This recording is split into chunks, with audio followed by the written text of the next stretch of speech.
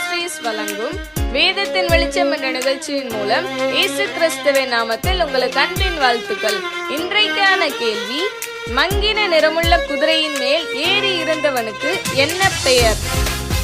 மங்கின நிறமுள்ள குதிரையின் மேல் ஏறி இருந்தவனுக்கு என்ன பெயர்?